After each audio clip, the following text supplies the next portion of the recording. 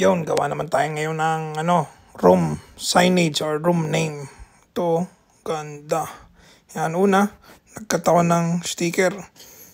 Dandahan kong kinat, tapos, yun, tinuklap. Charan. Easy naman ito. Ay, yun o. Oh, yan o. Sige nga, isa pa. Cut muna natin ulit para mabilis ang pagtatanggal ng sticker. Yan, sige pa. Oh, sumala. Yan na. Sige nga, tanggalan natin. Oh, so easy. Yan na. Meron pa. Dami pa yan. Ito nga pala yung project namin sa sa St. Bridget College. Yan. Tanggalan natin. Iyon na. Sarap naman. Bilis naman magtanggal ng sticker. Para sa mga nagtatanong, gamit ko ay Kui cutter platter. Tapos vinyl sticker. Bilis lang ang magtanggal. Ito mo naman guys. Ay. Yan na. Last one. Charan! Quality Assurance Christian Formation Office.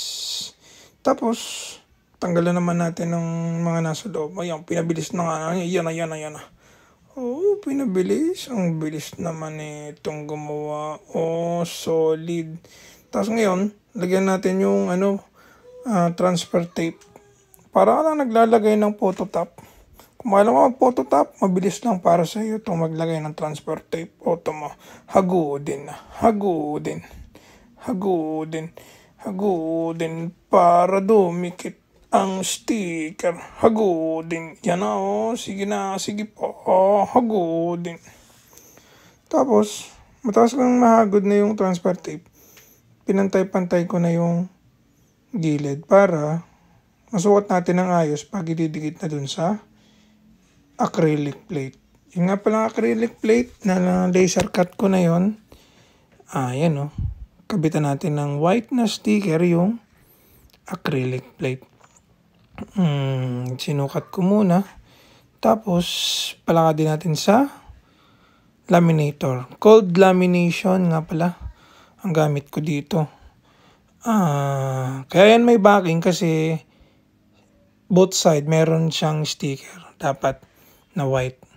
Inilagyan ko na kasi gasgasin na. Para isang palakada na lang. Yan cold lamination, laminator. Hindi pwedeng hot ang mga sticker kasi didikit yung sticker sa, kita nyo yung orange? Diyan didikit yan. Yan, tapos na. Tapos, tanggalan natin ng excess na sticker, yung side. Ganyan ako magkalat sa aking shop. Tapon lang ng tapon. Nilinisin naman after. Ang gilid naman, pinabilis ko na nga yung video para hindi tayo mangawit ka sa salita dito. Tawag nga pala dyan ay acrylic plate na merong sticker, room name, signage na room. Yan, yung gilid. Pinantay natin yung gilid. Tapos, inalis natin yung ma-excess na sticker. Yan nga pala yung aking nasukat ko na yung una. Tapos, hirap na hirap ako dyan, mo. Kasi, yung, plate kalandas. Yung pangalawa kong lagay dyan, ito naman, pinatong ko, sinukat ko muna yung ilalim. Para pantay siya both side, left and right. Tapos, pwede na natin ulit dikit. Basta, pag walang ruler, ang tawag, tantiameter.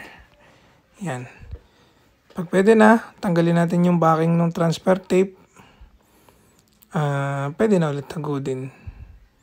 Madali lang, guys. Kayang-kaya nyo ito. Kung kailangan nyo ng acrylic plate, message kayo sa akin. Pwede tayong magawa ng acrylic plate. Ang magagawa ko ay 16 by 24 inches na acrylic. Pwede. Yun mabilis lang nung pangalawa kong nalagay yung sticker natin na blue. Tapos, yun na siya. Quality Assurance or Christian Information Office. Tiyan, okay na yan guys.